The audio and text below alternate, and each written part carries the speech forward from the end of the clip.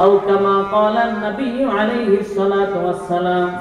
আল্লাহর নবী বলেন, তারাই হলো বুদ্ধিমান যারা দুনিয়ায় থাকা অবস্থায় কবরের মাল সামান জোগাড় করে, এরাই হলো বুদ্ধিমান। কিন্তু আমাদের সমাজে বুদ্ধিমান বলে তারে যে বেড়া ঘুষ খায়া সত্যরে মিথ্যা, মিথ্যারে সত্য বানায়া বিচার করতে পারে। ঠিক যাবে ঠিক জোরে কোন। বর্তমান সমাজে গরিবের বিচার নাই, গরিবের কোন বিচার পাওয়া যায় না। ঘুষ না দিলে এমন সর্দার আছে, সব সর্দার তো সমান না। এমন সর্দার আছে এর মুখে এটেম বুম মারলে অস্তিত্বতা বাড়িত না। কথা বল না দি ঘুষ খাইবো আবার কইলে কার খোলাই দিব, আছে না নাই? সর্দারের কি সিস্টেম জানে বেড়েন? ডাক দিছে চাচা, ও কেটারে তোরা ডাক দিছ তো চাচা, আমি আব্দুল কুদ্দুস। কিরে তোরা তুই গেলে সব তোরার লাগি কমাইতাম পারি না। চাচা দরজাটা খুলেন, আমি তো বিপদে পড়ে আইছি, দরজাটা একটু খুলেন। চাচা দরজা খুলছেন, সব পস্তাইতেছে। ও কেটা চাচা, আমি আব্দুল কুদ্দুস, গরিব মানুষ, পশ্চিম পাড়ার আব্দুল করিম। আমার জমিনটা 5 বছর দখল করে খাইতেছে, আমার একটা টাকাও দেয় না, আমি আনতেও পারি না। আপনি সর্দার মানুষ, একটা ব্যবস্থা করেন। এখন সর্দারের কেমন বুদ্ধি বেড়া হিসাব নিলাম। আব্দুল করিমের 5টা ভাই বিদেশ, একটা লন্ডন, আমেরিকা, সাউথ আফ্রিকা থাকে। এটা তো আমার পাওয়ারশীল মানুষ, বড় গোষ্ঠীর বেড়া। মাঝে মধ্যে মানসারাম করে গেলে আমার চা পান খাওয়া, সেনজি ভাড়াটাও দিয়ে আছে। এর বিরুদ্ধে কোন যেত না? আছে না নাই? হ্যাঁ জুড়ে বলেন, আছে না নাই? এর বিরুদ্ধে কোন যেত না যখন আব্দুল করিমের নাম শুনছে, কারণ এর বিরুদ্ধে কথা বললে ফাতনা আমার গ্রহণাইত না। তখন পাইছে যা দেখি একটা কিছু করুন না, কি করা যায় মতো গেছি। আব্দুল কুদ্দুস বলে, চাচা আপনার যে স্বভাব ভালো না আমি জানি, এই কারণে 5000 লেগেছি। 5000 লেগেছি নেন, 5000 দিলাম, আপনি চা পান খাই।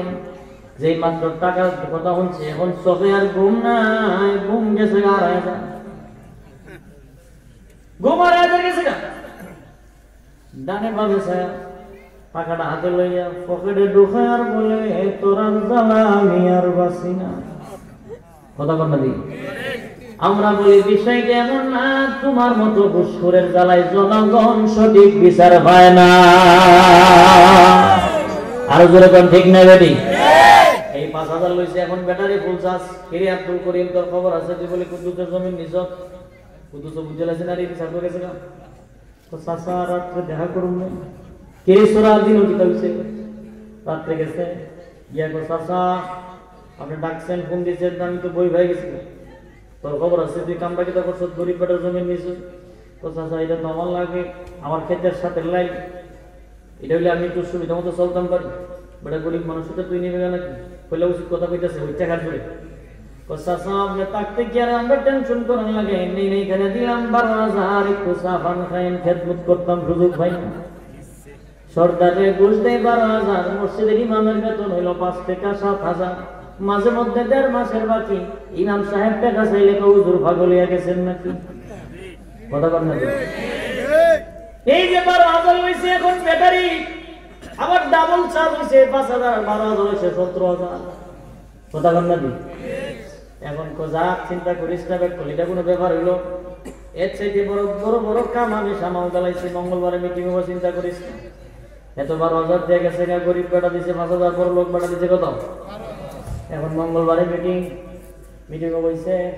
আব্দুল কুদ্দুসের ধারণা হইল, কিরে আমার জমি নিচে আমি আবার 5,000 টাকাও দিছি, রাইতো আমার পক্ষে আবার কথা, কিন্তু রাইতো হয় না, রাইতো জায়গায় দিকে।